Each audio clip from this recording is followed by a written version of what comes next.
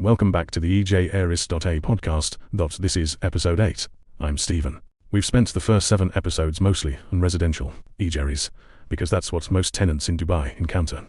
But Ejaries also cover commercial tenancies, shops, offices, warehouses, retail units. The system handles both, but the rules differ in important ways. This episode looks at where commercial Ejaries diverge from residential Ejaries, what the practical differences mean, and what tenants on the commercial side need to know. The basic distinction: residential Ejaries register the tenancy of a home, an apartment, a villa, or a townhouse. The tenant is an individual or family. The use is personal occupation. Commercial Ejaries register the tenancy of business premises, a shop, office, warehouse, retail unit, clinic, or salon. The tenant is typically a company. The use is commercial activity. The same core system handles both. The same registration channels apply. That the certificate looks broadly similar, but several specific aspects differ. The commercial license requirement. The biggest difference is the role of the tenant's trade license. For residential Ejaries, the tenant is identified using an Emirates ID. For commercial Ejaries, the tenant is usually a company. The company's trade license becomes the primary identification document. It confirms the company exists, is properly licensed, and identifies the activities it is authorized to carry out. The Ejaries registration links to the trade license rather than to an individual's Emirates ID. That means the tenancy becomes part of the company's regulatory profile, matching the business activity.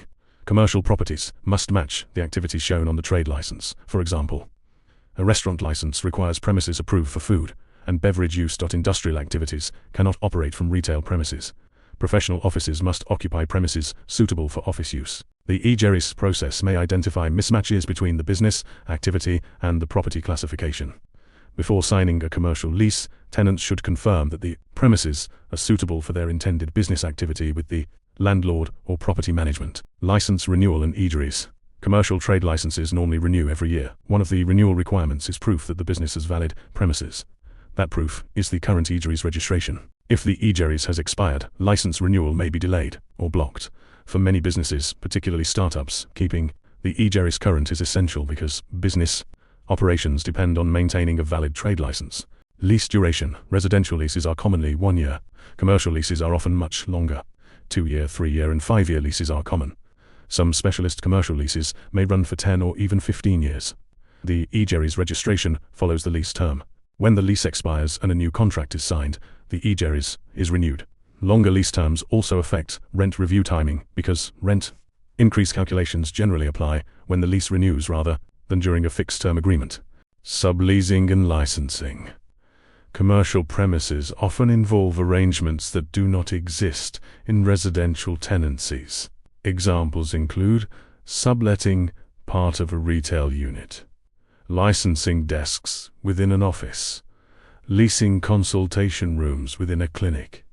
These arrangements may require additional registrations. The principal tenant holds the main Ejaries. Subtenants or licensees may require separate registrations, depending on the legal structure. Landlord consent is usually required, and all occupancy arrangements should accurately reflect the actual use of the premises. Incorrect arrangements can affect trade license renewals. Free zone tenancies. Many Dubai free zones operate their own tenancy registration systems. Some integrate with the standard Ejaries system. Others use entirely separate registration channels. Before assuming standard Ejaries applies, tenants should confirm which registration process is required for their particular free zone. Property management teams often handle the correct registration process, but tenants should verify this at the beginning of the lease. Incorrect arrangements can affect trade license renewals. End of the lease. Residential lease exits are relatively straightforward. The tenant closes the DEWA account, closes the Ejaries record, and vacates the property. Commercial lease exits involve additional considerations. The business must either relocate its trade license to new premises with a new Ejaries registration or complete the appropriate procedures if the company is closing.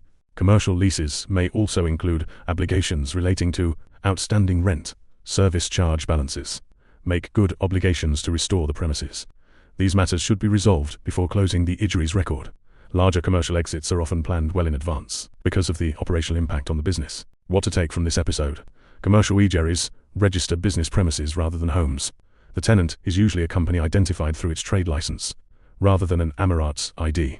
The business activity must match the permitted use of the premises. Valid Ejaries registrations are important because they support annual trade. LICNCE renewals. Commercial leases are generally longer than residential leases.